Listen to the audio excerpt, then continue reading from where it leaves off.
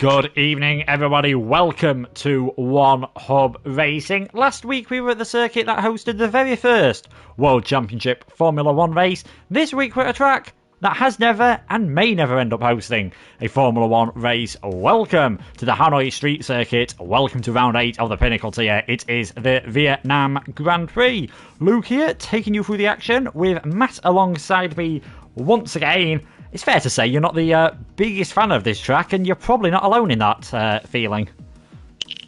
Yeah, I mean, that's probably an understatement as to how much I really just don't get on with this track, but I'm not alone. Looking at the drivers' pre-race conferences, it's interesting split between Hanoi's the worst track, and there are street tracks that people dislike more. So we'll talk about that as the session unfolds, but it's good to be here for another week. And I'm looking forward to maybe another notch in the championship. Yes, it could all start heating up now. Now, we have there's possibilities for a few of the championships to be won tonight. I believe Prospect has been won already. Whatever happens tonight, even if Lakitu wins with the fastest lap, it will go on at least until next week at the Mexican Grand Prix. And with how close it is at the top, don't be too surprised if it ends up going on to Japan. There is only 1 point between Lakitu, currently leading the championship after his 4th win of the season. Last time out, he's on 107. Netsky has 106 after finishing 2nd place from pole position. Another bit of a struggle for Dynastics. He had that collision with Corvey, and in fact there were quite a few collisions and penalties handed out at the last race. Dynastics has 80 points. Toxic has 67, Larkin 61. We'll go over the rest of the race. Premium drivers, Sambo on 54, Khalifa has 46, Konzo has 36, Ollie Flavel and Schofield are on 22 and 21 respectively. J. Luke 18 and Lukey has 15 points. Mathematically, there are still quite a lot of drivers in the championship, all the way down to Khalifa in 7th place. It's probably going to take something special now from someone to stop it being either Lakitu or Netsky, though. Yeah, definitely will take something special. I mean, even if Khalifa wins and Lakitu, Netsky and that don't score, he's still not guaranteed to even win the championship. So it's definitely going to be a tall order for Khalifa, but as you say, he's not out of it yet, but it's very unlikely that anyone outside of Netsky and Lakitu walk away with the championship.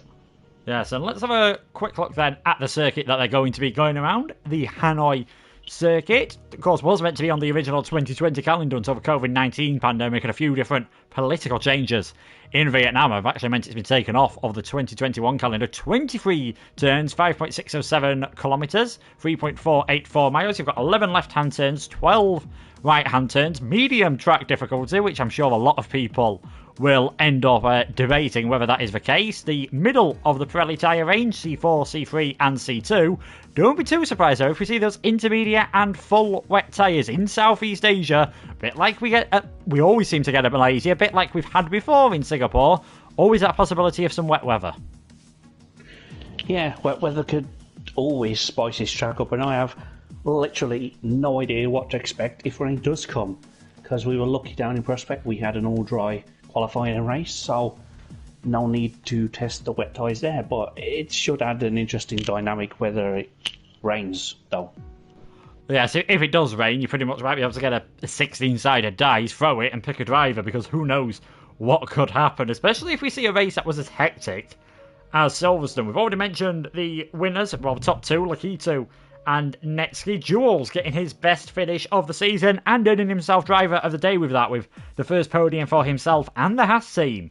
Finishing in 3rd place, Larkin and Konzo were 4th and 5th respectively. Some good results for Renault. Bit of a bad day though, as we've already mentioned, for Dynastics in 10th. Toxic ending up finishing 13th. That's not where he finished out on track. He had a 10-second penalty for the collision with Khalifa. You might just remember we went on board as Khalifa was drifting his way across Brooklands. That was after a collision with Toxic, and we saw the Toxic and Causa collision, which then ended up with J-Luke getting involved. A 15-second penalty added for that. 25 seconds in total.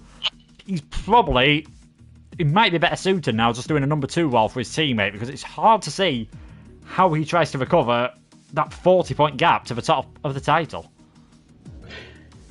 Yeah, it's definitely a tall order as we spoke about, but it's not out of the question if things happen. This track is quite still an unknown quantity, so you never really know what the leaders are going to get up to. They could just glance a wall and knock a wheel off. You don't know that. But I just focus on the team for now and just see what happens today. Yeah, so in fact, Mercedes have been focusing pretty well on the team's championship at the moment. In the Constructors, they have 173 points. Williams, second on 134. So again, that championship cannot be won tonight either. Can it? In fact, a 1-2 for Mercedes, as I try and get my abacus out extremely quickly. A 1-2 for Mercedes would give them, with the fastest lap, 38 points. I think if they get a 1-2 and a fastest lap, they end up winning the championship tonight. It's unlikely, and that's assuming Williams scored no points whatsoever, but it is still just very slightly possible. Williams have 134, AlphaTauri 112, Renault 97, Red Bull 74, and then there's a big gap, half the points once he gets down to the second half of the grid. McLaren on 37, Alfa Romeo on 32, Haas more than doubling their score for the entire season at the last race. They're now on 27, Ferrari have 25, and Racing Point have 17 points. Williams are going to need a bit of they're going to need some form to come back from definitely Dynastics, who struggled a bit in the last two races, and maybe Samba to get back into the top 5 as well, if they're going to start realistically challenging the Silver Arrows. Yeah, it's quite strange to me, looking at the constructors, is that AlphaTauri have 4 wins, 5 podiums, and they're third in the standings, whereas Mercedes and Williams have a win apiece, but most of the podiums. So there's definitely been an even spread of 1, 2, 3s in different orders, but it's definitely a case that maybe today's the day for the drivers to really stake the claim to the final few races.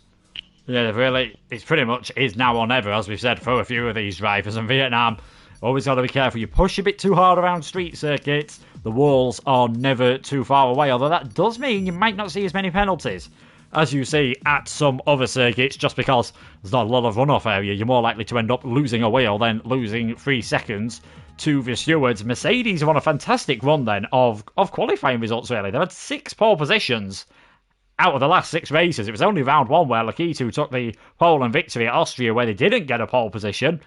Can we really look past them? Because we know how hot Netsky is on 1 lap pace. Well, we'd be fools to look past them, but again, I'm going to play the we don't know card, because Vietnam's just a strange entity, but money would be on those 2 cars to be up there at the end of qualifying, yes, certainly. Yeah, certainly should be. Strategy, as always in one hub, is important. Make sure you don't forget the compulsory 2-stop, where we've amazingly seen it forgotten 3 times this season. Last race was one of them, with FRL Alex getting disqualified from the session after what would have been a good result for him, finishing in 4th place. He is unfortunately absent tonight, and we have got another new driver in the AlphaTauri, and it is Thomas SV5, an extremely quick driver indeed. So maybe all is not lost for the Faenza team as they try to shove themselves further up the order in the Constructors' Championship. Thankfully, though, it is beautiful sunshine around here. We can see the pit lane.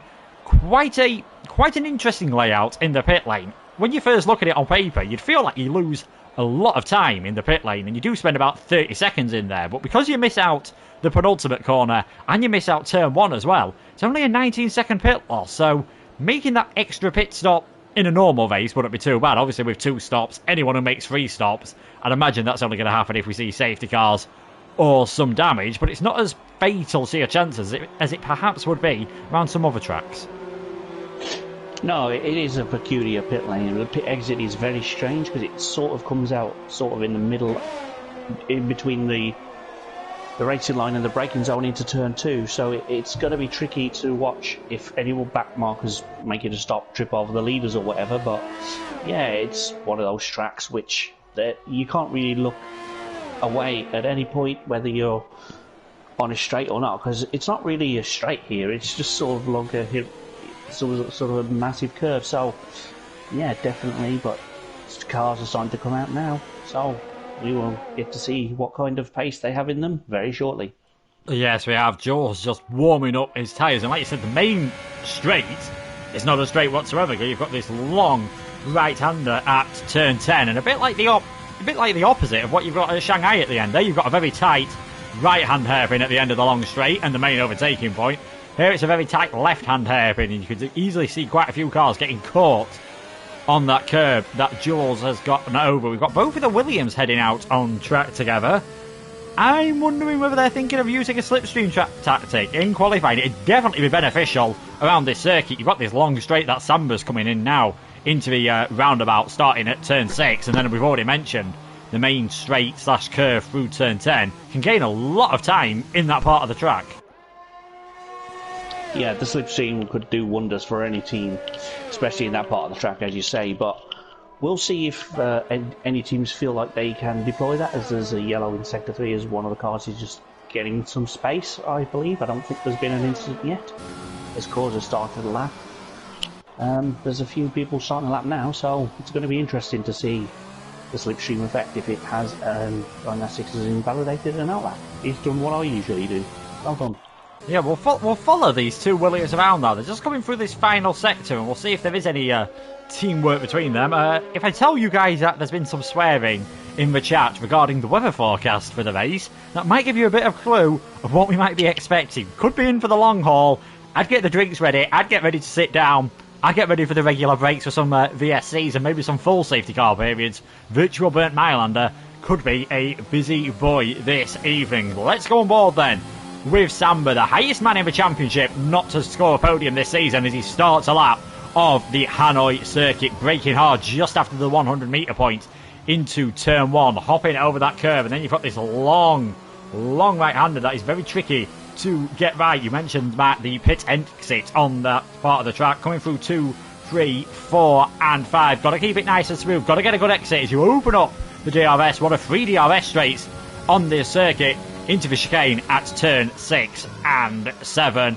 And then that, of course, leads you to the long left-hander at turn 8. Most drivers sticking to the outside, as that does give you a better line as you come through turn 9. But don't be too surprised if you see a driver trying to chuck his nose up the inside. And here it is then, the long straight and main overtaking point on this track. DRS open as you come flying through turn 10, just to give you a clue of how long it is and how much slipstreaming we are going to expect in the race. 207 miles per hour at the braking zone, so about 332 kilometres per hour as he keeps it nice and steady coming through turn 11 and 12, avoiding that curve that we mentioned earlier. Braking now towards the end of Sector 2. Coming into the final sector, the long S's that finish off this lap. 13, 14, 15 and 16 you can pretty much do flat out. Then you've got to start lifting off through this next part, otherwise you can easily find yourself in a bit of trouble. They see the pit exit there at turn 21, 22. Always a possibility to dive one down the inside as well, but you've got to be brave to do that, and you've got to have a forgiving partner in your overtake. And Samba, a 133.729. That is good enough for second place. It doesn't sound too bad until you realise Toxic is currently 1.2 seconds faster than anyone. And I'm starting to think that slipstream might be helping him, because he's just given Netski a lovely run down towards the hairpin. Yeah, he certainly has, but we'll see if it has any bearing on his time, as you know, we'll see, I guess, shortly. But yeah, the slipstream for me is definitely going to find you a lot more time than no slipstream, but it's all about how you negotiate the corners. Of course, you could be slightly too quick, which would ruin the progress you've made down the straight. So it's a very tricky balancing act, but it's going to be a lot of action in the race, which we'll get to very shortly, with a few action zones which we need to highlight just before the race gets started.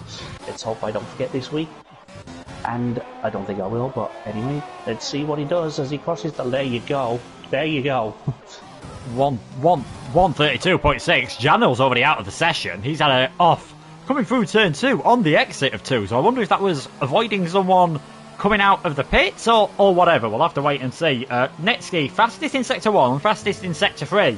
Interestingly, 3/10 slower than his teammate in Sector 1. That has made a difference, and Toxic, the only man less than 40 seconds for Sector 2 at the moment, I should say. 39.802 in the middle sector for Toxic. So he has looked good in qualifying. Just tends to pick up a few penalties in the race that ends up costing him. I think Janel, he said he'd rather eat dog food than go round this circuit. It's fair to say it's definitely been a rough start to the session for the Red Bull driver. At least he got a time in, a 133.666, so he must have been getting out of the way, I think, of someone on a hot lap, and it all just went a bit wrong for him. J-Luke now coming through this final sector, and it is so tricky to get a good rhythm through this final sector, the circuit entirely, but this final sector especially. So maybe those who use the racing line could be at a bit of a benefit. Yeah, it definitely seems to give an advantage, but you seem to hint at possible rain in the race earlier. But talking of J-Luke, as you just did, he's been one of the drivers to participate in the pre-race conferences, which all drivers can do, of course, and he's not a fan of Vietnam. It doesn't suit his driving style, so it will be a challenge for him today. He thinks it's above Monaco in terms of the worst street tracks on the game. No one really likes the fact that EA could be taking over the game, so we'll give that a mulligan for now. We don't know how it's going to play out, of course. We don't know what they plan to do. But J-Luke just wants the points. He doesn't expect to have a good performance, so anything can happen. Yeah, anything can happen indeed. He's currently in last place out of those that have set a time, just behind his teammate Arno. They're 13th and 14th at the moment. Larkin, Scofielder and Lukey still in the pits with 10 minutes remaining. Toxic, Netsky, Thomas, Lakitu and Khalifa, your top 5. In fact, you've got 2 Mercedes, 2 Alfa Tauris and then 2 Red Bulls. But I'd be very surprised if Janil stays up there. Let's see what Konzo can do then. Had big issues with his wheel going into qualifying last week, meaning that he failed to set a time. Not that it made any difference in the race, was actually equaling his best performance of the season. Another top 5 finish just behind his teammate, not doing Renault any harm at all, as they are now 4th in the Constructors on 97 points. Let's see how he negotiates his final sector. Not using any ERS, so I wonder if he's actually going to bail on this lap. Hey, it looks like all the money. I think he's just getting the sighter in. He made a mistake earlier, and there you go. He's just bailed, found the pit lane. That's where it is. Let's have a look at his teammate, I guess, who's on an out lap. So shortly he'll be negotiating the tricky Sector 3, as he's just getting his tyres warmed up. But it's all going off in this session already. There's 9 minutes to go already. It feels like we just started, but we're down to 9 minutes. So this can go very, very quickly. It can indeed. This is an interesting strategy then, and not one we normally see with a compulsory 2-stop. Dynastics has put on a set of the medium tyres. So the Williams driver says he's hoping for P1 at this race, as are, I imagine, a lot of the drivers, but he said he's really hoping for it. 1.4 seconds slower the medium tyres are meant to be around this circuit than the soft tyres. So that suggests on the softs he'd be good enough to get in between the Alfa Tauris in the session. Let's see what he can do then as he now comes through Sector 1. And this is where you're really going to lose a lot of time on traction on those medium tyres and through that long left-hander. I don't think he's going to be enjoying them one little bit whatsoever at the moment. We'll see what his time is in Sector 1 compared to his previous lap. He is slightly up, so I do wonder if he made a mistake on that run earlier or he went slow on purpose. But getting into the top 10 on these mediums is going to be a big challenge with how close the field is, and especially that 1.4 second delta between the 2 different sets of rubber. Yeah, I can tell you from experience the mediums aren't great in the race. I wouldn't be surprised if people at the back, if it is a dry race, put the hards on, because that felt like a better tyre the more you ran them, but there's multiple yellows just as people get out the way or make space. But I'm just curious as to why he would run the mediums in qualified. It just doesn't seem like he'd get the benefit in qualifying to run them, but we'll see. He is heavily up through Sector 2, so maybe his first run was just a slow, I guess, information finding kind of lap, and this is his first proper lap of the session as he comes round the never-ending winding Sector 3, heavy braking zone into this corner, and that's the penultimate corner, and then in the round corner it's not really flat, but you have to lift a little bit, but he's improved to a little bit, but P12. Yeah, he's improved quite a bit time-wise, but that was not enough position-wise. Does suggest, though, that if he does go on the soft tyres, he could definitely get in that 132 range with Toxic, Netsky and Thomas at this moment in time. His teammates just coming around the final sector actually now. Samba, he's bailed on this lap. Looks as though he might attempt another one. Then you've got an Alfa Romeo of Arnold who is invalidated. He's not attempting another one. He is flying straight into the pits at this moment in time.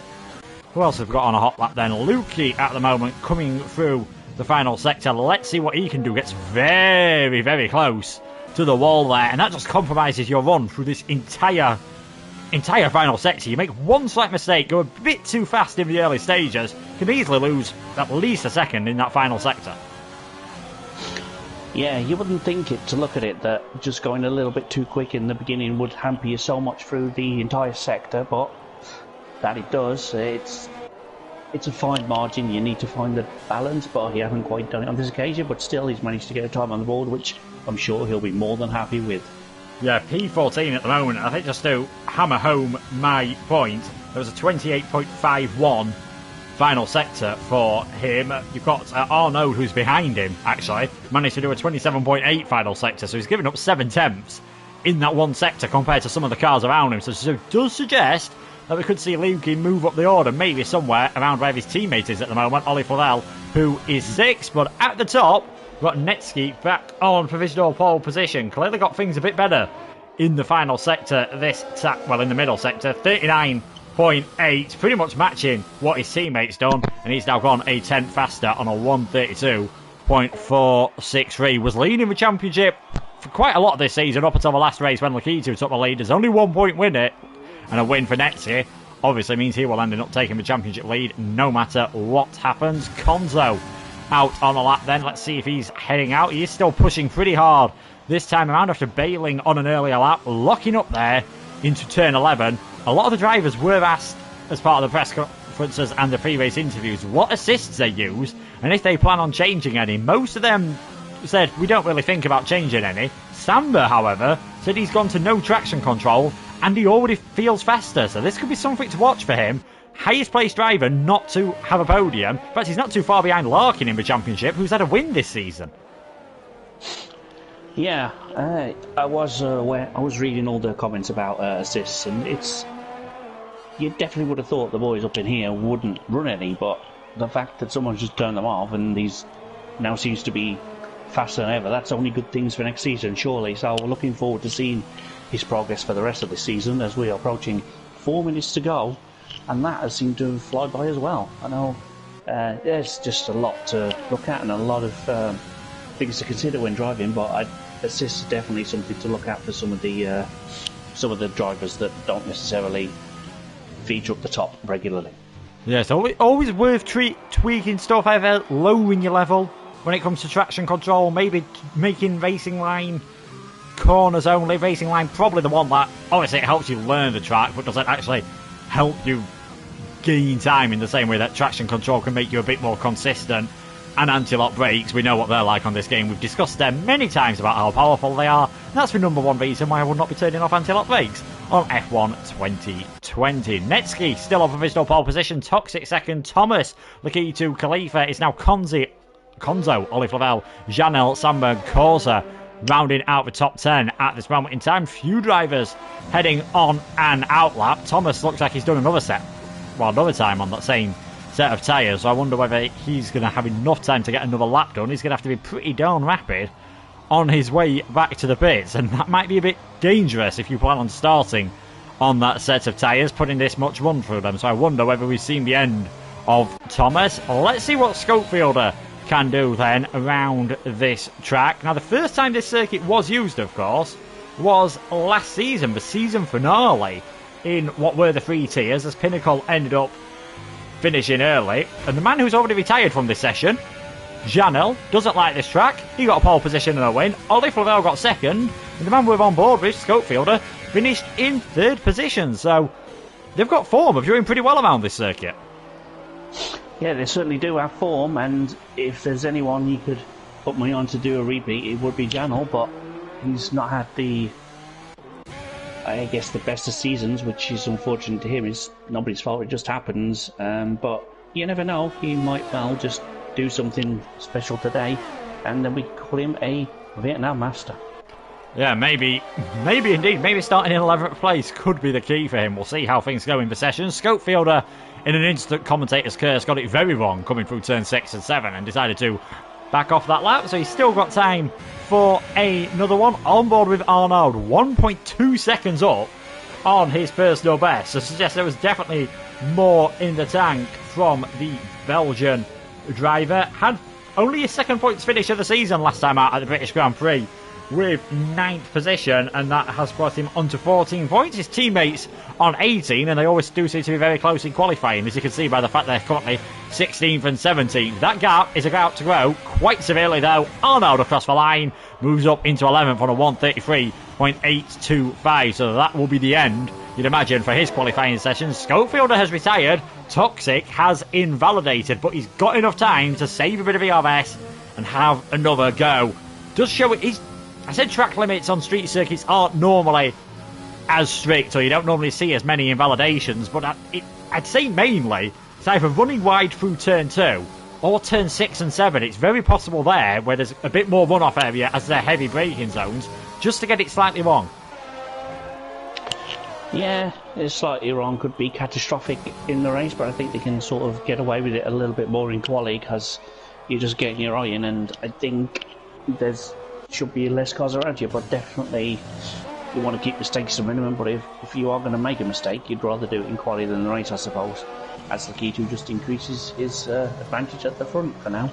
Yes, Lakitu getting onto pole position, then can he get his first since round 1 at Austria, where of course he did end up winning? Toxic's actually broken his front wing coming out of the final corner, and that's not something I think we've seen a lot in this session, but it is always something to watch out for in qualifying. A very tricky final corner here at Vietnam. You always think you can go a bit faster than you really can, and those walls are never too far away. I think we've got a car that's pulled off track at Sector 1. I think that was Jules just getting out of the way after finishing his lap. He goes into 9th position, but checkered flag is then out at the Hanoi circuit, and let's see what sort of time Netsky can do for the middle sector. Can he take that pole position away from Lakitu? He was 15 thousandths down through Sector 1. He's got a lovely slipstream on the way into Sector 2, and he's actually set a personal best. He's now 55 hundredths off, and it is an all-time best for the session. We'll head back on board with him soon. Dynastics has gone into 3rd place. What can the other Williams do? Of Samba, he comes across the line, moves himself up into 7th place. Netsky then on board through the final corners into turn 22, gets a bit of wheel spin on the exit. Is that going to cost him another pole position this season? The Mercedes heads towards the line, and he's slowed down there towards the line, deciding that he's quite happy settling for that 2nd position. Khalifa does improve slightly, only keeps him in 6th place. Ollie Flavel can't improve. The only Thomas is the final car coming around now. He said he actually got his first ever league racing win around this circuit. He qualifies in 11th. Maybe that alternate strategy could be ideal for him to take another win. We'll have to wait and see. What Lakitu, first pole position since round 1 of the season, and our new championship leader after last week, starting off in the best possible fashion here tonight. Yeah, he's certainly got the bit between his teeth now, and that was a decent lap there. And I was just wondering if Netsky slowed down at the end, because the wear on these tyres will be worse than the ones he used already. That's the only thing I could think of, or if it's wet, I don't know. I'm confused. But yeah, great lap by Lakitu. Championship lead's giving him a little bit of a boost, which 84 thousandths over Netsky. It's not over yet, but it's a great start. No, it's not. No points for pole position, of course. We do have a slightly different point system at One Hub, as we've just seen some front wing going flying, as the AI cars sometimes like proving why robots aren't going to take over the world just yet and start crashing into each other. But there we get confirmation of Netsky starting in 2nd. Maybe he just wants that slipstream on the run down to turn 6 and turn 11 on the first lap. He's definitely going to get it, unless he gets a fantastic start, of course. Lakitu, pole position. Netsky is 2nd. Dynastics is in 3rd place. Toxic is in 4th. Top 4 in the championship. Top 4 in qualifying in the same order. Thomas is 5th on his debut. Khalifa 6th. Samba 7th. Konzo, Ollie Flavel and Jules rounding out the top 10. The only Thomas will have a fresh choice of tyres. Only 15,000 behind his teammate. In 11th, Janil, despite that crash early on, not a bad qualifying session from him in the end. In 12th place, Corsa and Larkin are 13th and 14th. Arnold 15th. Luke is 16th. J. Luke 17th. Schofielder failing to set a time. Now, we don't know when the rain's coming. We don't know whether they were bluffing in the chat. Maybe just trying to wind up some of the other drivers and make them think some rain is coming. What we do know, though, is even if it is a wet race, they have to do a 2-stop strategy. Whereas in a full wet race normally, you'd probably only see 1 stop. Yeah, that's definitely an important thing to consider. Mandatory 2 stops, whatever the weather, which is kind of awesome. But it is quite grey, but it looks quite dry for now, but we will take this time to thank our wonderful sponsors here at One Up Racing, as we usually do every week around this time. The first one is Liam RBS, a fellow driver who live streams his points of view. I forgot the word for point of view there for a second. Must be having a bad day. The second sponsor is Next Level Racing, who will be giving a wheel stand to the winner of the Go and Get Stuff Award, which is for all drivers to attend races, attend all their press responsibilities, post race conferences if they're chosen, or driver of the day and things like that. It's a decent prize and it's a great sponsor we have here. And the next one is Vespertine, and the fourth is a brand new, well, it's brand new as of last week, Time to Print 3D. Whew. We got there. And of course you can use a discount code as well for Time to Print 3D, and you get yourself a nice little keyring of the Vietnam track if you're one of those few people who likes the track, or if for some reason you really hate the track and want to give yourself a Hanoi keyring, or maybe give it to someone for Valentine's Day, maybe someone who you find quite annoying but you end up loving them all the same. Didn't see if anyone readied up early this week. We know that's what Causa did last week, and he did get himself a 5-second penalty, but the drivers will be picking their tyres, picking their strategies. I can see a lot of red from that camera angle, and we're going to see if the telemetry ends up confirming that then. And yes, most of the grid, we knew the top 10 obviously were on the soft tyres. Outside the top 10, it's an even split. 4 on the softs, Causa, Arnold, J. Luke and Schofielder. The only Thomas, Janelle, Larkin and Lukey going for the mediums. Doesn't tell us a lot about when the rain could come. No, it really doesn't. All I know is the mediums are not a great race tyre, as I briefly mentioned earlier, but maybe these guys have some semblance of control that I didn't.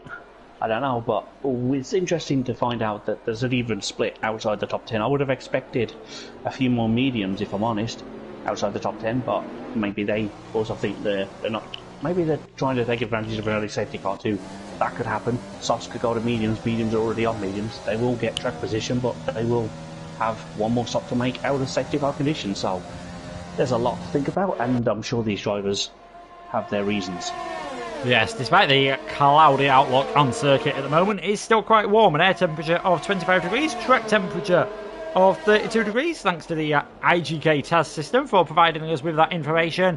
And you can use all the commands that are in the chat to see how your favourite driver is doing. Just use !help if you need a list of those. This is really set up to be an absolutely fantastic race now. Top 4 in the championship, top 4 on the grid in that same order. You've got Thomas in 5th place. Could be helping his teammate. We're not sure how much communication there is, as I'm actually on board with Thomas. It's raining. Well, that's awkward. I've never seen it begin to rain on the formation lap before. That is actually got to spice this up. Oh, no end. But yeah, it's definitely can confirm it is raining. I mean, it's very light rain. Yeah. I was going to say, although it is quite light for now, we don't know how much heavier it's going to get. Maybe this is the worst it's going to get. We don't know, but I'm excited to find out, and I'll hand back over to you for the start procedures. Yes, I have done races where this is as heavy as the rain has gone. You've just got to try and cope on the slick tyres. The softs are probably better than the mediums. The mediums will struggle to keep their heat a bit more, so maybe 11th and 12th place men, the only Tom Mangiano or Larkin and Lukey, could be the first ones to go onto the intermediate tyres. Will we need intermediates? Will we need full wets? All these questions and more will be answered over the next 28 laps. So Schofielder gets into position. Lakitu then on his pole position for the second time this season. Can he extend his championship lead, or will Netsky steal it off him with 2 rounds to go? The lights are coming on here. We've got 5 lights. Not on for long at all, and we are underway here at the Vietnam Grand Prix, and that is a pretty decent start then from Lakitu. He's in the lead, heading down towards turn 1. Is Netsky going to try and go for a move down the inside? No, he's not. Dynastics holding on from Toxic around the outside, and now actually looking at the inside of Netsky very briefly. The Williams has had a really good start indeed. Can he make that move work? Netsky's going to have the inside line for the next corner, but he's going to have a much compromised exit. And there we see Dynastics has managed to get himself up into second place. It looks like everyone, as I was about to say, it looks like everyone's made their way through cleanly. Jules has got a 5-second penalty for a collision with Konzo. That will be served, of course, in his first pit stop. But it is Lakitu in the lead of this race. Dynastics and Netsky, Toxic, Thomas staying in 5th position for now. Not too many massive position changes. Jules gaining loads, but as we're already aware, some of that was slightly illegal as he is in 7th position at the moment. And in fact, on his camera angle, it doesn't look like there's a lot of rain whatsoever. Has it already stopped? Is it only raining at certain parts of the circuit? But perhaps. Lakitu, though, still leading. That slipstream not working out for Dynastics this time around. They will get DRS starting on lap 3. The first time they'll be able to use it is on the run down to turn 6 on lap 3 as Konzo and the Only Tom are battling for 10th and 11th place at this moment in time. The Only Tom are trying to go down the inside on the medium tyres, just not got enough grip at this point in the race as J-Loop and Causa battling further down the field for 15th and 16th. The Racing Point just coming on top of that one. Can't really go side by side through too many of these S's before you're asking for a collision. Janelle battling here with Arnaud and battling with Larkin as well, and sort of getting shoved out to the outside there, and Causa trying to go for a move round the outside. I don't think Janelle was expecting him to be there, but no harm done in the end. Lakitu still in the lead, Dynastics in second, Netsky in third position. We do still have a bit of drizzle, but you're not really seeing raindrops staying on the camera, so we're nowhere near at the crossover point. No, I was going to say, it seems to be raining down the back end of the circuit in Sector 3, but in Sector 2, some of it seems to be less rain at all, but it's definitely going to take a lot of action into the action zones if it starts to rain. That's really going to mess with the braking points, but that is one way you can get past the car in front. Maybe be brave on the brakes like you would be into Turn 6, but Turn 1, you know, we've gone past that once already, but that is quite tight, so if you're going to go side by side, you need to be really careful there. As we mentioned in qualifying, the pit lane could also cause havoc for some of the leaders or anyone really, but Turn 11 is probably your main chance to set up a move into 12 out of the DRS, and that is all the points in which you could probably expect overtakes, but don't count out some surprise moves if someone makes a small mistake. No, indeed. Janelle then has got quite major front wing damage on that left-hand side, missing his entire end plate. 57% damage. Now, this could tell us something, as we do start seeing a few more drops on the camera. This could tell us something about when the rain's expected to get heavier, or if it's expected to get heavier, because if Janelle comes in this lap for a front wing change, that says to me it's going to be at least another 5 or 6 laps before we can realistically expect intermediate tyres, although he is losing absolute chunks of time.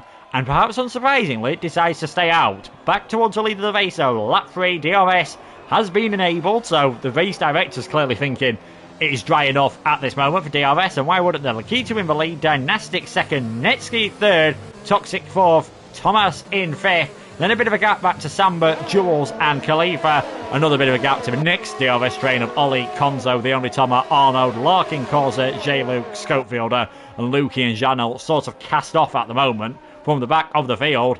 DRS extremely important around this track. 3 DRS zones, 1 down the main straight, 1 into turn 6 as Samba drifting his way round turn 8 there, just about managing to hold on to the car. Jules went for a bit of an optimistic move and he ended up blocking. Just shows how slippery it can be at this moment in time, and you'd expect Jules therefore to be able to take 6th position. Or Khalifa maybe as well. He's going to try and squeeze by 2. Has he got the move done? He's into the braking zone around the hairpin. I think Khalifa's got through as well there. But in the background, you've got Konzo and Ollie Flavel battling. Yeah, Konzo just coming out on top at the moment. He is in 9th. Ollie Flavel is in 10th place. The Only Tom are in 11th. Lead car on those medium tyres with a bit of a train behind him. I wonder if he's just beginning to feel the pressure a bit more on those mediums. You can't really count Janelle, obviously, with some front wing damage. I don't know whether Luke has been involved in an incident either, but doesn't seem to be able to keep up at this moment in time. Maybe the medium's just not holding the temperature as well as they would have liked, as Arnaud's gone for one at turn 22 there. Didn't quite manage to pull it off. It's always an opportunity though. If the car in front of you runs wide coming through turn 21, you can just send one down the inside into 22, and if you manage to get half your car alongside, there's not a lot they can do to defend from it. No, it's what I was alluding to earlier. It's a surprise move when the car in front makes a little mistake, but mediums are definitely struggling in these conditions. But I don't think Lukey or the other drivers down there have damage. The only ones that I can see a damage is Janelle, as you mentioned, and Toma has a little bit of damage too, but not much. It's probably manageable for now. Yeah, probably is manageable, and Khalifa's managed to get his way past Jules then into 6th position. These top 5 are just streaking away at this moment in time. Thomas is actually dropping back off the top 4, but he's still 4.4 seconds ahead of Khalifa, and we're only on to lap 4 of the race. If they get this up throughout the entire race, it'd easily be an entire pit stop ahead by about lap 19, lap 20. Arnaud then using the DRS to try and work his way past the only Thomas, battling for the final points positions at this moment in time. And Arnaud is down the inside. The only Thomas is going to try and hold it off around the outside. Needs to be careful he doesn't get beached on that curb. He did ever so slightly, and Causa's going to try and have a go round the outside into turn 13. That'll be fantastic if he can pull it off. I don't know if there's a bit of lag or desync there, because his car just seemed to jerk forward into the back of the only Thomas's front tyre. No damage done at this moment in time. We are seeing more drops on the camera. We'll just check what sort of times they're setting at the moment, because that's always a good indicator. 1:37.9 on the last lap. That's very good dry pace, let's be perfectly honest. It's quicker than I could manage in the dry. So anyhow, there's a string of cars in the pits. I shouted a little bit moment ago while you were on that battle, is because I saw Samba clip the wall, but I don't think he's done any damage. He got lucky, but it was just in a battle with Jules, and I think it was Ollie as well, as he went around the tight section into sector 3. So I think he might Samba's put inters on. Yeah, this is interesting. I was about to say interesting is the word I was thinking for. Interesting. Maybe not the good interesting either, because we were saying the pace doesn't look too bad. If this works out, it's such a long lap, it could be an absolutely genius. But he's not used to running no traction control. He's got bucket loads of understeer, so straight away. I'm not sure Vietnam in the wet on intermediate tyres, that might start cooking very shortly unless we really see some rain, would be my ideal first race in a league with no traction control. If he makes it work, this is going to be a fantastic performance from Samba, but he does look as though he's struggling at this moment in time. Causa, Schofield are all battling here. J-Luke's found very wide at turn 11 and 12. Not sure if he had a slight help up the rear at all. We'll see if anyone's actually got any damage nearby him. That might suggest that. Well, the only Thomas has got a slight bit of damage. Exo Larkin has now got big front wing damage. Almost that entire right hand side of his front wing is missing, and you do not want that through sector 3. And Schofield are practically pushing him round here, so I think we'll see Larkin coming into the pits on this lap as an absolute certainty. Will he decide that it's worth putting the intermediate tyres on or not? I'd say no, because Samba is at the back of the field, really struggling at the moment. Cause of also coming into the pits, getting rid of those soft tyres. So we're seeing a few in the midfield try something different, whether they've been forced to by damage or not. At the front, though, Lakitu still looking pretty comfortable at the moment, and Dynastics, Nextski and Toxic can't get close enough to the car in front to really challenge for an overtake, as I appear to have been kicked out of the session. Yeah, that's Radio 1 Hub. We should start now, but yeah, Causa's also pitted because he had wing damage as well, and I can tell you,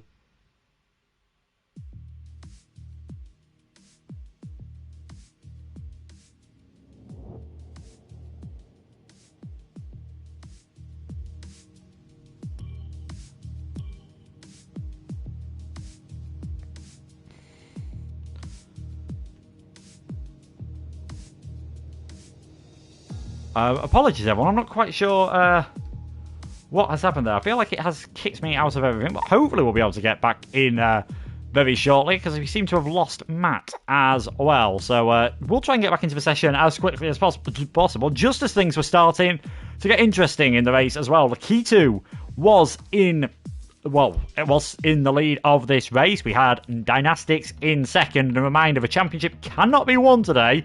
But a good result for Lakitu, and Dynastics struggling may end up with him getting knocked out of the championship. But Netsky will definitely be able to carry it on until the next round at Mexico. And hopefully, for our sake, we'll get it into Japan, as we've got a yellow flag. Samba has retired from the session. Not sure whether he's done that in the pits or done it out on track. Lakitu is still in the lead. Still a lot of drivers look like they are on a set of the soft tyres at the moment, although Causa and Janel have now decided it is time to go for the intermediate tyres. So we'll see if they do any better than some of the other drivers were doing earlier on in the race. In fact, Samba, we saw, was struggling quite severely. Everyone looks to have slowed down to me, so that suggests that definitely suggests we might just be seeing a full safety car. Will we now see a lot of the drivers dive into the pits and put those intermediate tyres on? It might not be ready now, could certainly be ready by the time they come in though. Yeah, of course there is a full score safety car. I'm not sure what happened, but we lost Jules in an incident, and Samba retired in the pits as you were having your connection issues.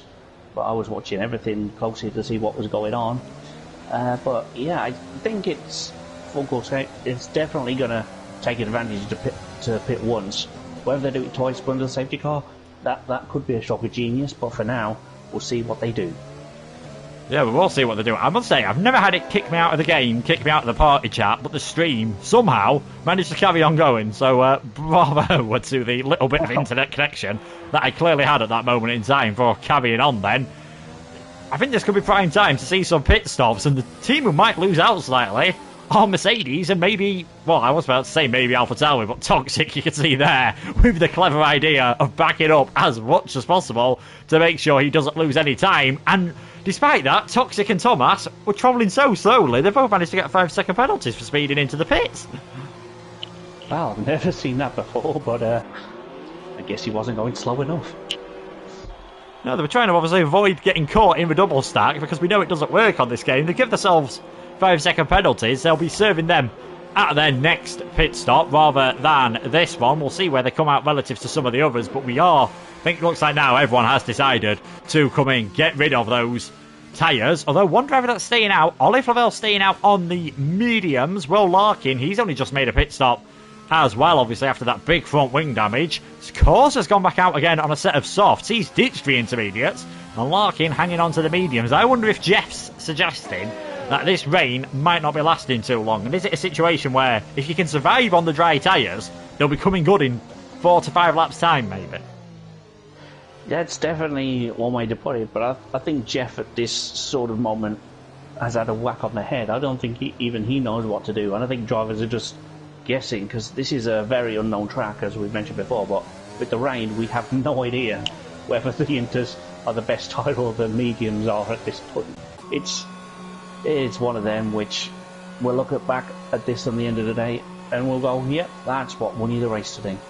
Yeah, indeed. We love it in these conditions. The drivers don't really know what to do. All that preparation and a little bit of light rain can change everything. Causa, who's the sole Racing Point in this race, has decided to make sure that the Racing Point crew are definitely earning their money. He's put on a set of the intermediates again, and that is his third pit stop of this race. We might get a bit of a demonstration here. You've seen Janelle flying past him into turn 1. He'll end up, mainly because of a safety car, but also because of the pit layout, end up being quite a long way behind Causa then, who comes out in 15th position. Lakitu still leading, Dynastic second, Netsky third, Toxic, Thomas, both with penalties.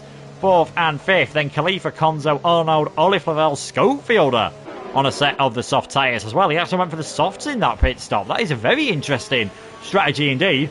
Hey, it's definitely worth trying something different. If it doesn't work, he was near the back anyway, probably not going to get any points. If it does work, could magically end up getting a win this season. And Ferrari have struggled in this tier. They can still win the Constructors in all the other tiers, but it's not really gone to plan for them in this one. No, it hasn't. They've had a bit of a rotten season as it stands. They are 9th. 2 points behind Haas, who, as you say, doubled their points tally last week with Jules' magical podium. So, if it can happen for them, I think maybe this could be a stroke that gets Goldfield up towards the front end, but at the moment it doesn't look likely.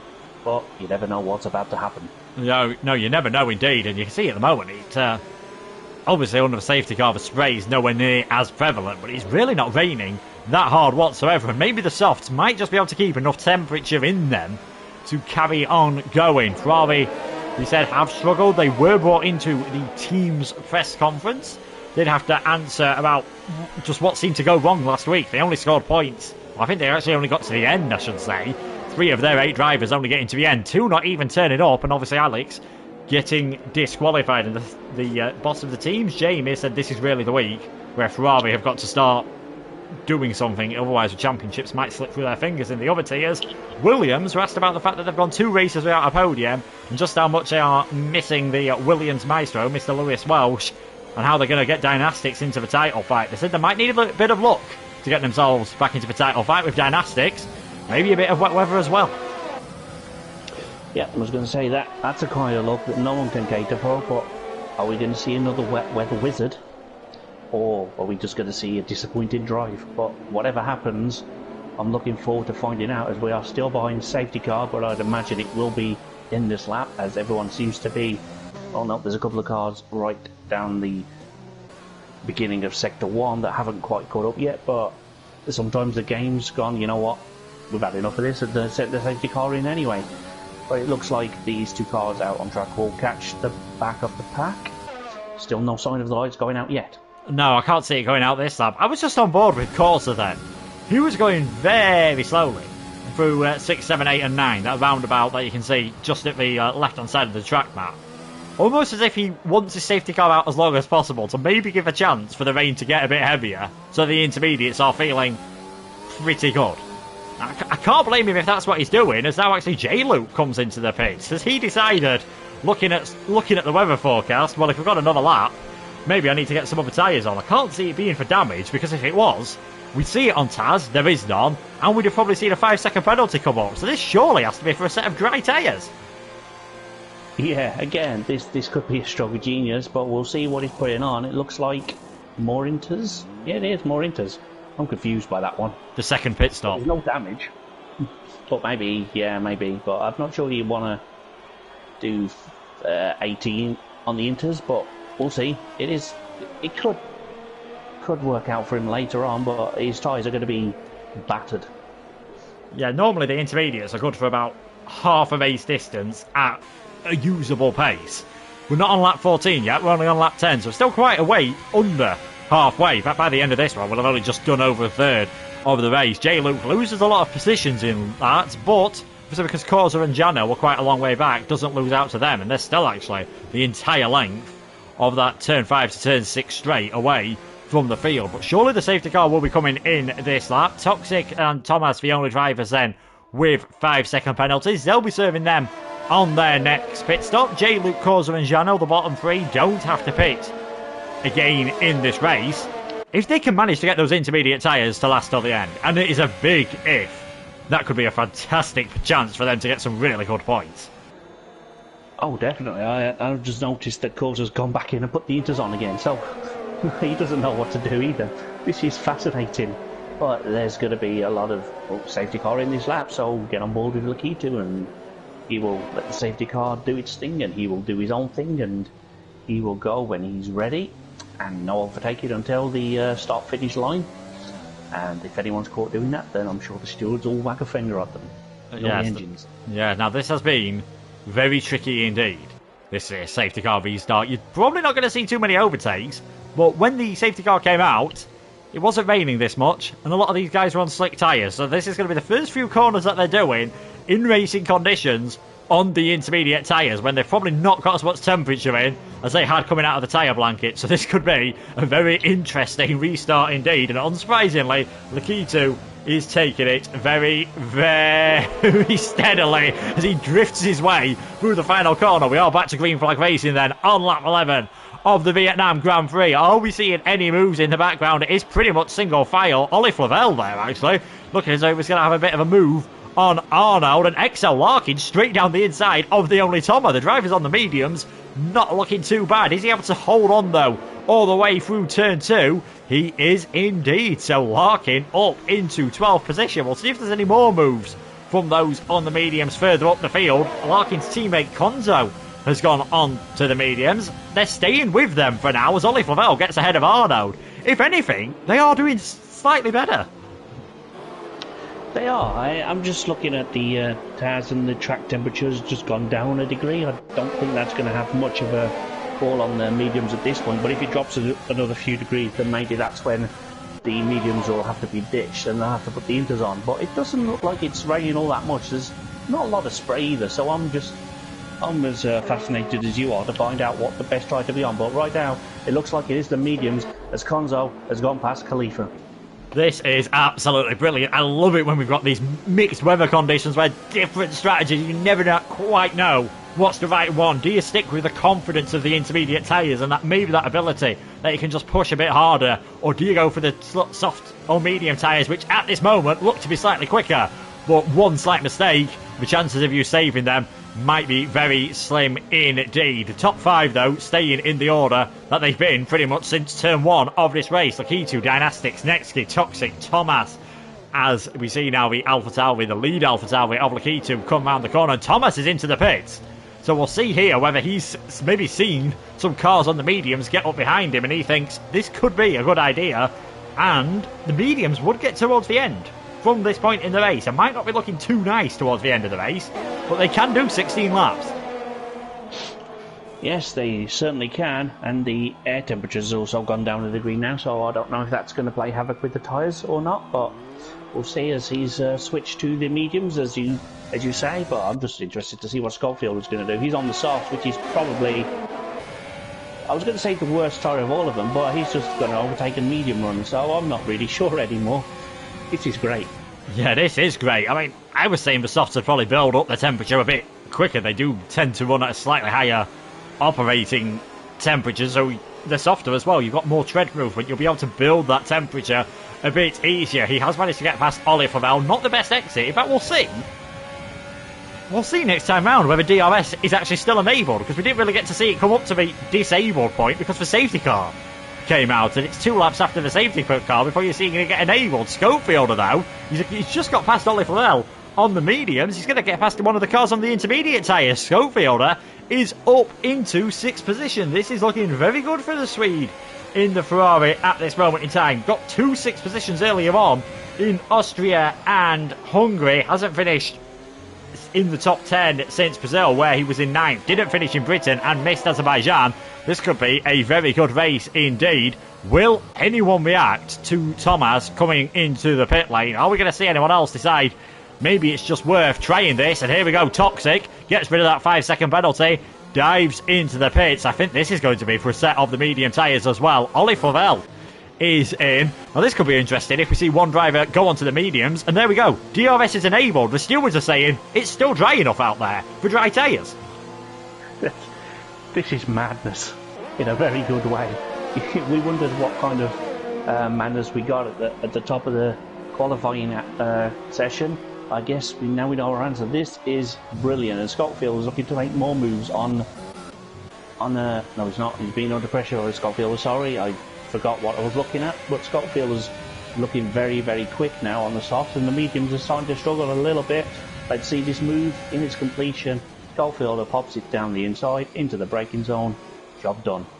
Yeah, Schofield up into 4th place. He is flying through the field. On that last lap, he did a 1:49.0. Fastest man out on the circuit was on the dry tyres. We'll get to see maybe what some of those on the mediums do. Maybe Thomas, he could be one to look at. Ollie Flavel did put the intermediate tyres on, whereas Toxic came into the pits to put the soft tyres on. So I really have no idea.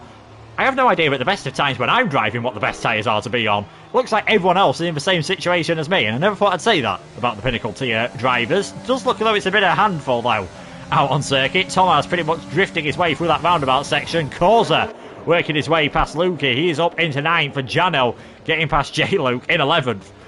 I think the tyres are as good as each other at the moment, but if you back yourself onto the dry tyres, that might just be the one to go for, as Konzo's actually ran slightly wide then. He's now down into 6th position. Thomas and Ollie Flavel battling for 13th and 14th, and Toxic's right behind him. I think I'm going to make a prediction here, and I could be wrong.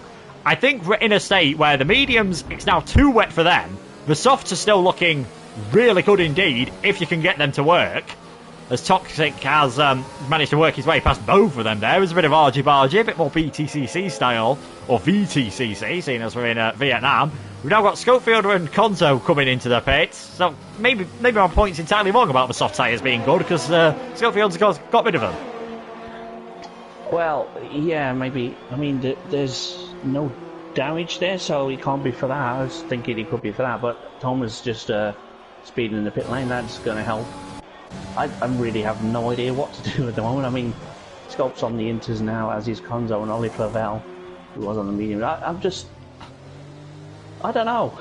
I think the mediums are definitely not the race tyre anyway. As I said, that they're not great even in the dry. So in the wet, they are going to be just like trying to race on ice. Yeah, I think so indeed. I think the soft tyres, maybe might be the best ones to be on at this moment in time. We can't really tell what sort of lap Toxic did last time as he came out of the pits, so we'll have a check at the end of this lap. Ollie Flavel has gone on to the soft tyres.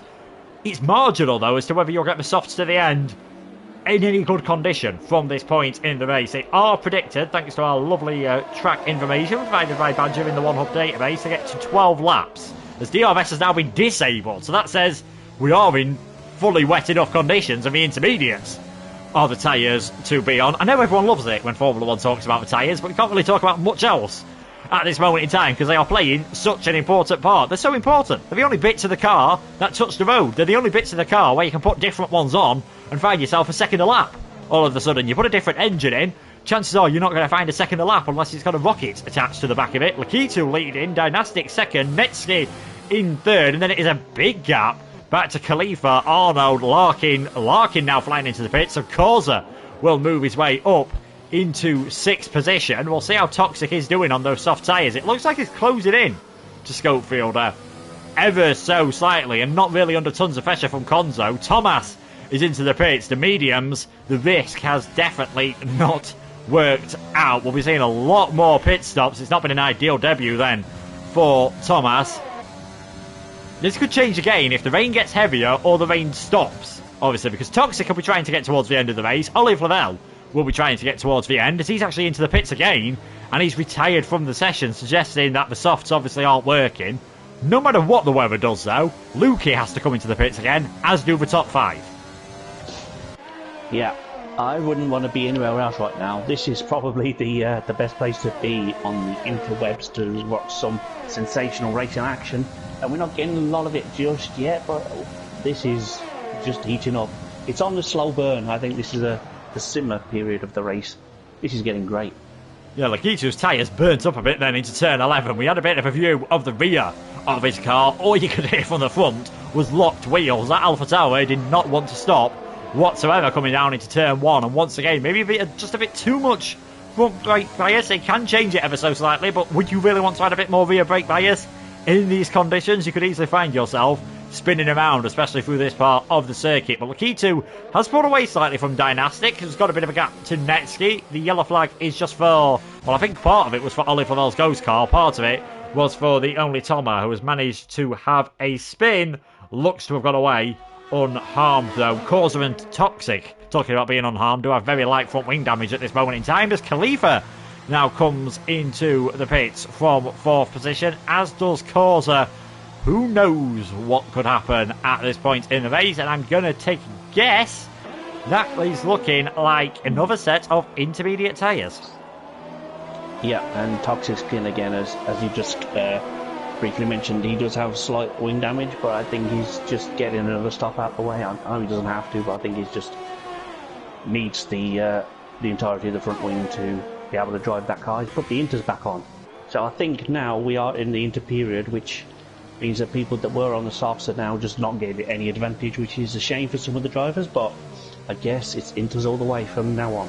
Yeah, you said the best place to be on the interwebs is here. The best tyres to be on this track are the intermediates. That is looking very obvious indeed. So, not worked out for Toxic and Thomas. They went for that risk. They are now 13th and 14th respectively, where their teammates. Netsky's in 3rd, but Lakitu looks to be extending his championship lead at this moment in time. And look at the gap they've got back to. Arnaud in 4th place, and one of the first men to go for the intermediate tyres, Janil, up into 5th. Yeah, Janil's having a stormer of a race, and let's see if we can keep that up. I'm just looking further back, as there's a lot of people battling in the midfield. Like Schofield is back up into 8th now, after being on the wrong tyre for a bit. He's fighting his way back up the order again, so he's definitely having a strong race today. Yes, he could be in a strong position. We're now seeing Lakitu come into the pits. Just judging by the tyre wear of some of these drivers, I'd say Schofield definitely doesn't have to pit again. Maybe J-Luke as well. I'd be surprised if Lukey and, well, Arnaud we know has to come in, as does Lukey actually. So maybe J-Luke, even though he doesn't officially have to pit again, might be struggling on those tyres. This could well, though, bump him up towards the lead of the race. And Janil as well, although I'm fairly sure they are not going to get to the end, unfortunately, for him. So Lakitu is coming out on circuit. Where will he be relative to Janel? I think he is actually going to come out just ahead because of the nature of that pit lane. Spits him out towards the exit of turn 2, and Lakitu comes out in nice free air on a fresh set of intermediate tyres in 3rd place. This race definitely in his hands at this moment in time. Arnold and Lukey coming out in 9th and 11th respectively, I believe. Well, it's actually going to be pretty close with Lukey and Corza on the exit, so we might see some battling. He's going to be behind Corza. Is he going to be behind Toxic? No, comes out just ahead. So Toxic and Thomas, 2 very quick drivers, still outside the points, and that is not good news whatsoever for Toxic's title ambitions. I think if he doesn't finish in the points and Lakitu ends up winning the race, his championship challenge will of course be over. Dynastics leading, 11.5 laps to go. Netsky trying to put some pressure on the Williams driver. Yeah, you would think they're trying to do that, but whether the Williams driver caters that pressure or not remains to be seen. It is a slightly different race here that we've never had. I've never seen rain around this track before, so I'm entertained as anything right now. This is brilliant, but Dynastics, it makes you think of the disqualification and connection issues he had a few rounds ago. If he didn't have that, where would he be in the championship? Yes, indeed. And I was about to say, Dynastics had 80% tyre wear on the rears. Oof. I mean, partly because the first few laps, it wasn't really wet enough, but everyone knew it was getting wet enough, so you were just trying to hold on those tyres. Now we see Janel coming in after 10 laps as well. Maybe even Schofield are trying to get 14, 15 laps out of these tyres. He's already on 23%. It's not going to happen.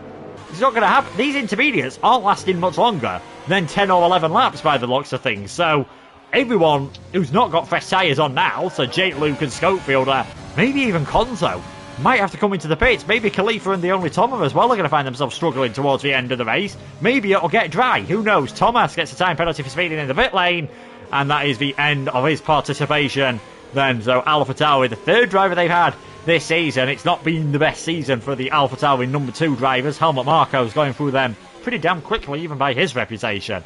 And Thomas now out of the race, and we only have 14 runners, and that promotes his almost namesake, the only Thomas, into that 14th position. Toxic down the inside into 4 and 5. He's now back up into the points, working his way ahead of Lukey, who's just come out of the pits. And after all those pit stops, you can see what that extra lap on the fresher tyres has done for Lakitu. He's now 2.5 seconds ahead.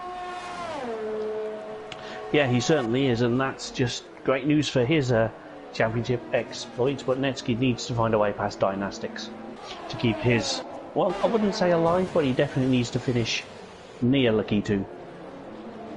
Yeah, if he finishes in 3rd place, well, Netsky, I'd say it's less important for him to be 2nd than it is for Dynastics. We'll check the fastest lap actually, because I can't see that changing whatsoever at this point in the race. It says now, I'm not one to moan at glitches, but it says on my screen it's got a purple time on Khalifa with a 1:38.3, and then I look at the timing charts and you can see a 1:37.3 for Lakitu, which is clearly faster. So Lakitu's got the fastest time in the top 10 at the moment. Toxic has got it outside of the top 10, and there is a point of course for both of those, but you have to finish the race, and that's not going to be the easiest thing if the tyres are starting to get a bit tasty, let's say, at the end of the race. The only Thomas picking up a 3-second time penalty, the first one we've actually seen for multiple warnings in this race, which bravo to everyone keeping it on track in these conditions.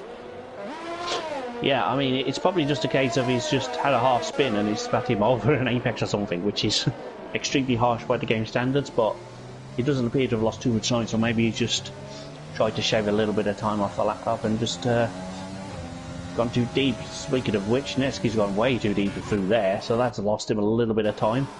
And I may have just struck as a commentator's curse again, but Khalifa is on the back of J-Luke. Yeah, Khalifa right behind J-Luke then. Schofield with J-Luke, we said, looking really good for some of their best results of the season. Khalifa did get a podium at the Hungarian Grand Prix with 2nd. 4th is his best finish apart from that, and that was at a street circuit at Azerbaijan. It looks like he enjoys the tight, twisty circuits and streaking his way past J-Luke. No DRS obviously because of the conditions. He is now up into 5th place. Can he set his sights on Schofield? It won't be enough to keep his championship challenge alive, obviously, with Lakitu and Netsky being further up the order. You never know if something happens to them, as Arnold and Larkin battling hard through 11 and 12. Larkin just finding his way over the curve there. He's not going to find much grip. He loses a position. You've got Corsa and Toxic. Mercedes versus Pink Mercedes. These two had some right ding-dongs at the Silverstone race. Toxic, though, fairly straightforward pass. He's up into 11th as he tries to recover up the order. He needs a miracle to happen as well for his championship chances. It's really looking like it is only going to be top 3 with even a mathematical chance after this race. Yeah, it's unfortunate for some of the drivers as Larkin is in again. The track temperature's also dropped down by another degree, so that might help the Inters a little bit in terms of heat, so they can go a little bit longer. But the wear's been extremely high today, but that's probably because they may have been running drier setups, so that would just increase the tyre wear. But I think now they're probably going to, barring any slight damage, I think everyone's going to get to the end on these tyres that they're currently on. Yes, and the high track temperature as well. Of course, this part of the world doesn't really cool down when it gets wet. 24 degrees air temperature, 30 degrees track temperature. It's still pretty warm. It's t-shirt and shorts, but make sure that you put a brolly with you. Bit like the British summer, but we just wear t-shirts and shorts even if it's 30 degrees Fahrenheit sometimes, never mind 30 degrees centigrade. Larkin comes out in 13th position then, outside of the points. Can he work his way up on those fresh intermediate tyres, pitting to get rid of that front wing damage? Dynastic slowly reeling in Lakitu. Not much is happening. Oh, huge shunt on the straight. Huge shunt coming out of turn 10. Virtual safety car. Konzo was sideways out of the race. What on earth has happened there? I'm not sure who he was near on track. J-Luke's missing a front wing, so that answers that question. Still doesn't answer how on earth we've had an accident there. I was on board with that, and I think they've just gone a little bit too, that neither one of them wanted to give an inch in case the other one took a mile, but I think one of them needed to back out. I didn't see it properly. I was on board with it when it was happening, kind of thing, so I didn't see it. But I think the Suez may have a long one on this one, but unfortunately for J. Luke, it's ruined his race. He has no front wing. He lets his teammate go by, and that has promoted Arnold into P6, which, where he started, he's having a stormer of a race. Yeah, he is indeed. We'll see what the position changes are like. J-Luke was up 11 places. That's going to plummet down the order, obviously. Schofield up 14 at this moment in time. Khalifa does look as though he's starting to put a bit of pressure on him, but he's got a big gap, obviously, back to Arnaud, who's gone up 9 places. Janel gone up 5 after that crash in qualifying earlier. Lukey up 5 as well. The biggest losers that are still in the race, Toxic, losing 4 positions, but he suddenly finds himself up into 8th place and looks to be doing pretty well now that he is on the right set of tyres. A big winner from that virtual safety car period. It's always crucial to be as close to that delta as possible. Dynastics is now just 0.8 of a second behind Lakitu. He's getting over a second during that VSC. Yeah, that's definitely something that you need to hope that the people around you are being a little bit more conservative than they perhaps need to be. Maybe in these conditions they're being extra cautious today, but that is definitely gained a lot through the VSC period there. Yeah, so we've said the Alfa Romeo are close to each other in the race. It looks like, unfortunately, they enjoy doing similar, well, in qualifying, they enjoy doing similar things in the race as well. Arnaud's had a spin coming through turn 8. He drops behind Janel then, so that promotes the Red Bulls there now into 5th and 6th. Arnaud is in 7th, and Toxic, we've seen him rapidly move his way through the field. I wonder if he'll be able to take the Alfa Romeo driver as well at some point, but we might well have a battle for the lead of this race. Dynastics coming around turn 22 on lap 21 of this race. He'll soon be on lap 22, a quarter of this race remaining. 7 laps. The key to Dynastics and Netsky. Your order at the moment, if it finishes as it is at this moment in time, with Netsky, with Lakitu, having the fastest lap of the race, he will extend his championship lead to 8 points, 2 rounds remaining, the Mexican Grand Prix and the Japanese Grand Prix. This would still be enough for Dynastics to stay in the championship hunt at this moment in time, but it'd be 31 points off the top of the order. Might need a bit of a miracle to happen. Corsa coming into the pits. I wonder if he has picked up some front wing damage at any point. He's got quite major damage. Toxic also missing an end plate as well, so I wonder if anything happened to them when they were overtaking each other, or whether it's just 2 completely separate incidents. I think it's 2 separate incidents, because Toxic's been having wing damage all day, really, on and off, so I think it's just a combination of the slight wing damage he had earlier, just knocked a little bit more off. But I don't think they've had the same incident there. No, I think it is just toxic. We saw in qualifying he lost part of his front wing. It is easy to do around here, and I wonder if he's done it around the final corner again as well. Corsa is going to come out just ahead of the only Thomas, so still in the points, still in 12th place. If only one more car retires, we're going to be at the point where everyone who finished is guaranteed a point. So we've seen anything can happen around this circuit. Khalifa now starting to close up to the back of Schofielder. Does have the slightly fresher tyres, about 10% on his rear tyres, about 15% actually on his front, so seems to be doing a better job of managing the front. Suggests maybe he's got a bit more front downforce, maybe expecting these wet weather conditions, because he definitely seems to be doing pretty well at the moment. Yeah, at the moment he's doing very well, but can he continue to do so for the next 5-6 laps? We'll find out. But right now he's in a good position.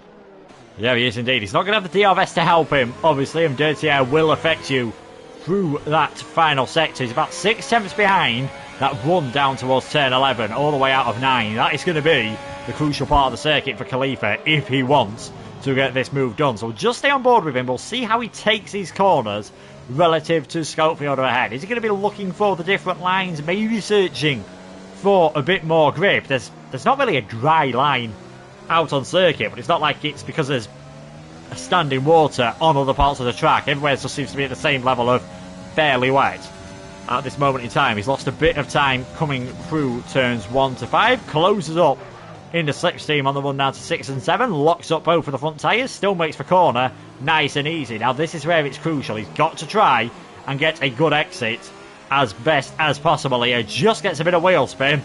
I think that is going to be Schofielder safe for another lap. The only Tomac comes into the pits then for another time. That is his third, I think that'll be his 4th pit stop actually of the race. Corsa is currently on 5. Toxic now picks up a time penalty. Won't cost him at this moment in time as he bumps his way off that wall coming out of turn 9. Despite that damage, he's not actually losing too much time to Arnold. No, you would think he'd lose a little bit more than that, but maybe Arnold's low on. Yeah, Arnold is low on ERS, so maybe he has more than that. So we'll see. But he's definitely in a better position than you might think with damage and the guy in front. But hell, we'll see. But it's getting fascinating now. Yes, it is indeed. There's not really too many battles happening out on circuit. You do see sometimes that in the wet conditions, but all it takes is one slight mistake and things could well open up. As we see Lakitu go very deep into turn 1. Is that the one slight mistake that can open things up? Because Dynastics is now all over the back of him. Lakitu has 1 lap older tyres. That equates to only about 3 or 4% more tyre wear, but that could be all important on the final few laps. Is Dynastics going to start putting the pressure on? He's not got as much ERS as Lakitu, and that might just help Lakitu hang on to that position ever so slightly. They haven't got tons of spare fuel. You wouldn't expect anyone to be running really low on fuel at this moment in time, because we have had that safety car period which lasted about a lap longer than normal, and we've had a VSC as well, which would have given the drivers a chance to save a bit of fuel. But Dynastics is close enough to be in the slipstream, but not to make an overtake at this moment in time. Can't expect the Dane just to sit there though for the entire race. If he sniffs half an opportunity, he's going to go for it. Yeah, he'll definitely go for it. It is the closing stage of the race. If it was a bit earlier in the race, that he'd probably just be content to try and just pressurise Lakitu into a mistake, but he doesn't have many laps left, so he will go for it at any given opportunity. But this could be going to the final corner of the final lap, and if Dynastics can get in front, that swings the championship in another direction. Lakitu will still be winning, but his gap will be decreased from 8 to about 4 or 5, I think. So this is crucial for all 3 of them. Yes, I think it will. If Dynastics ends up winning and Lakitu is second, Lakitu will be leading by 5 points ahead of Netsky. But importantly for Dynastics, all of a sudden that gap would be 25 points, not the 31 that it looks like at the moment. That is much more manageable. Still would need to finish ahead of Lakitu quite comfortably in the final 2 races, but you never know. 2007, Kimi Räikkönen 17 points behind with 20 remaining, ended up taking the championship. 2010, Sebastian Vettel was 3rd going into the Abu Dhabi Grand Prix, ended up taking the championship. Are we going to see a twist in the tail in the final 2 races? Are we going to see a twist in the tail in the final 4 races at the Vietnamese Grand Prix? Lakitu is winning, Dynastic second, Netsky in 3rd place, and it is quite a big gap back to Scopefielder and Khalifa for 4th and 5th. Janil 6th, Arno, Toxic, Lukey, Larkin, J-Luke, Causa. The rest of the drivers in the points. The only Toma, after his 4th pit stop, down in 13th at the moment, but could still get points if we see a bit of contact. We've had one strange incident already with Konzo and J-Luke that might end up going to the stewards, who say we're not going to see another one, as some drivers are getting fairly close to each other out on track, like this battle for 9th and 10th place, Lukey and Larkin. Yeah, that battle is going to be really good. They tend to... They're not usually on track a lot together, but I think Larkin is going to get this move done, but Lukey does never make it easy. Just gives him enough space for him to try and slick down the inside, and he just about makes the move done. So that's Larkin up to P9 as Causa gets a 3-second time penalty. And I was just having a quick look at fastest lap outside the top 10, just to see if anyone can feel a little bit better about their race, and I'm having issues with my telemetry on the screen. I can't actually see it. Well, on mine it's saying at the moment it is Causa on a 138.9, and obviously the fastest laps will not be changing at this moment in time. It's not drying out in the final 3 laps of this race. So Lukey loses a place to Larkin. That extra 3 laps on those intermediates, meaning he's not really been able to stay with him either. So Larkin streaking away at the moment in 9th place. And if Toxic ends up ruining those older intermediate tyres, ends up picking up a bit more damage, maybe Larkin could move himself further up the order as well. Go through their tyre life. As I say that, Toxic slams into the wall and comes into the pits, and to put on, obviously, another set of the intermediate tyres. That is going to promote Larkin, Lukey, probably J-Luke up a position as well. Yeah, I wasn't expecting that driver to have an incident in the final few laps. He wasn't really anywhere near anyone. I think he's just felt some pressure and just overcooked it slightly, but he's knocked his wing off, but now he has fresh inters, so never mind. He can't be bothered to finish the last 3 laps. Yeah, I think that's...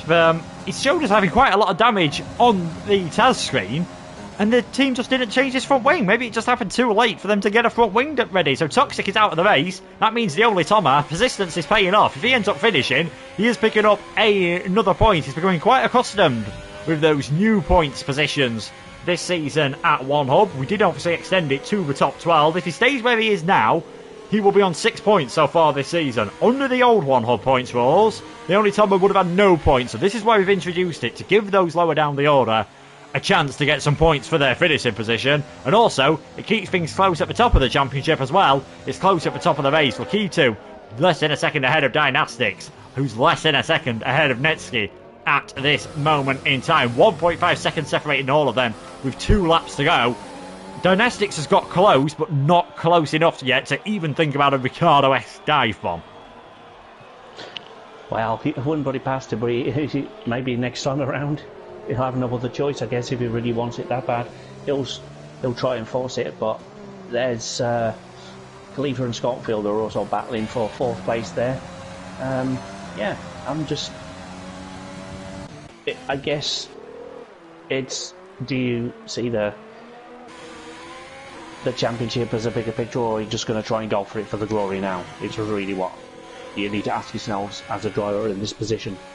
Yes, indeed. J-Luke's got to ask himself, do I come into the pits with 2 laps to go with a broken front wing, or do I stay out on circuit? He's losing a lot of time to Causa. I think he's thought, yeah, I'm not enjoying this whatsoever, and he'll probably get ahead of me, so I might as well come in, put on a new front wing, put on another set of the intermediate tyres.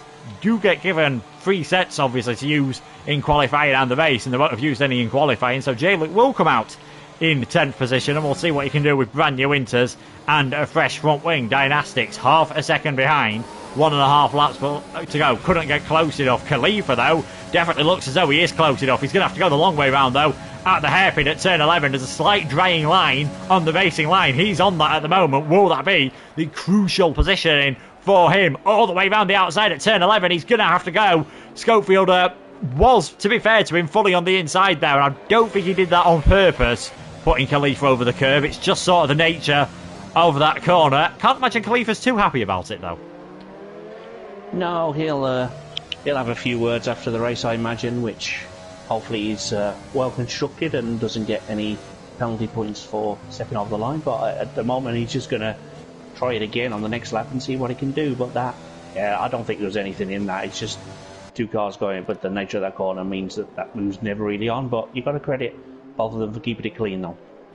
Yes, you have indeed. Khalifa looks like he is straight back on it. We are on, though, to the final lap of the race, and it's interesting that you mentioned the penalty points. A few drivers did get them for off-track conduct the last time around. Everyone has been warned about that. You don't want to be picking up too many penalty points as a tier, as you've obviously found out in Prospect, because then all the penalties will get doubled. I don't think we're at that point yet, or probably maybe we're a bit closer to it after Silverstone, but we'll just have to see how things go in the final couple of races of the season. Lakito, though, he's got a good exit out of turn 9. That's probably the last realistic opportunity for Dynastics gone. Yeah, it looks like it, but you never know. If he makes a small mistake, then he could have one more opportunity, but it doesn't look like there's going to be many. Can he keep Netsky behind him, though?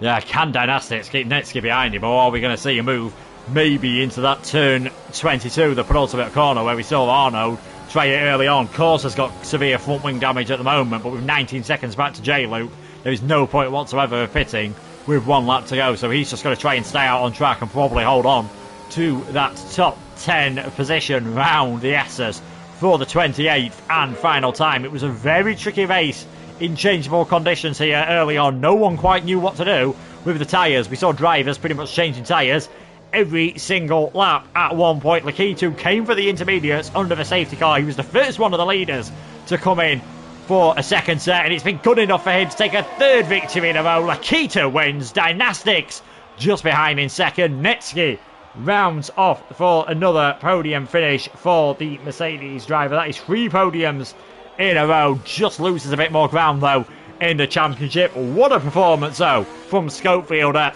He risked it. It was a long way down the field. He's made those intermediates last. He finishes in 4th position. Khalifa drifted his way round as he comes home in 5th place. Great performance from everyone who's still left in that race. What, 5 wins so far this season from Lakitu, and 3 in a row. He might just start taking some beating now. Yeah, he certainly was. This was the opportunity for Dynastics and Netsky to try and get the advantage back in the Drivers' Championship stage. Not necessarily Dynastics, but he needed to put himself in it with a win, and he didn't do that. So I think it's probably going to be a 2-horse race for the final 2 rounds of the season.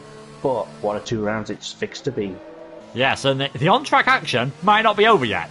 Lukey has got a rear puncture, and Corsa has closed up quite a bit to him. He's not going to be able to get him, though, even especially when you consider the penalties at the end. So Lukey comes home, just holds on to that 9th position. I imagine that was a very awkward finish to the race. Rear puncture and a broken front wing. Corsa was 10th. There was Jan Alano and Larkin coming home 6th, 7th and 8th. J-Luke will come home in 11th position, and the only Thomas persistence rewarded as he will be the final finisher. A fantastic race all throughout. It's Vietnam. The weather can always play a part. Sometimes, though, as we got in Malaysia when that was on the calendar, when it rains, it pours. That didn't really happen here, and that's what made it more interesting. Yeah, it certainly did. It was interesting to try and figure out which driver was going to do what, and as you say, there were people changing tyres every lap, but it always different drivers. It was very entertaining to watch and very confusing for the drivers, I imagine, but they coped with that storm well, and eventually the track settled down, and that's the order we got at the end. And there's quite a few of Driver of the Day candidates, which I will think about while you give the provisional results. Yeah, provisional results scores before any stewards' inquiries. There were some strange incidents, there were some drivers getting damaged, so we'll see if there were any. The top 3, though, look to have kept it clean, so I'll be very surprised if the podium is any different to what we are seeing there, with another win for Lakitu and a fastest lap to boot, and pole position as well. He's done the hat-trick, first driver to do that this season, I believe. Dynastics coming home in 2nd position, his best result since the Brazilian Grand Prix. Another podium then for Netsky. a 6-1 of the season, same amount as Lakitu, just drops back slightly in the championship. Another Swede, though, with a good race. Schofielder gaining 14th positions as he finishes in 4th. Khalifa was 5th. Janel recovering after a nightmare start to finish in 6th place. Arnaud 7th. Larkin in 8th. Lukey in 9th. 5 pit stops for Causa. Still comes home in 10th. J-Luke 11th with that front wing incident with Konzo really ruining his race. Fiona Toma was the final finisher. Toxic retiring after the Mercedes pit crew went on strike. Konzo, Thomas, Ollie, Flavel, Jewels and Samba were the rest of the retirements. You said there's a lot of candidates for the driver of the day, Matt. It's time to pick one. Okay, I had a quick think while you were doing the results, and I'm going to go with Schofielder. He took a brave call with the tyres, so I'm going to ask him: was it ever in doubt, or were you just happy to get a P4 today, or were you hoping for more? So you've gone for Schofielder. Once again, I probably should have spent more time during that thinking about who I'm going to go for. There's very few people who've had really clean races in this. Schofielder, obviously one of them. I think I'm just going to have to go for the race winner. I'm going to have to go for Lakitu. A 5th win of the season, 3 wins in a row after 3 races without a win. Was there anything you changed about your driving, or did you always have confidence that things would come good towards the end of this season?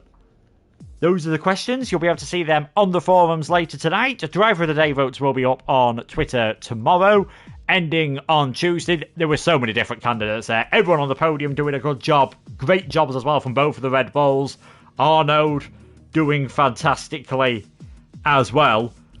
And it is now the 3 that finished on the podium are the 3 still left in the championship. Lakitu versus Netsky is most likely.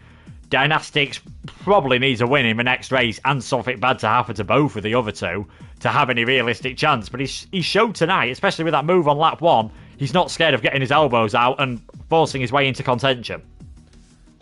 No, he's definitely not scared of it at all, and as long as it's done cleanly, we welcome all of that. And it was a pleasure to see, and it's been a pleasure all season, and I'm pretty sure the pleasure will be extended for the next couple of rounds.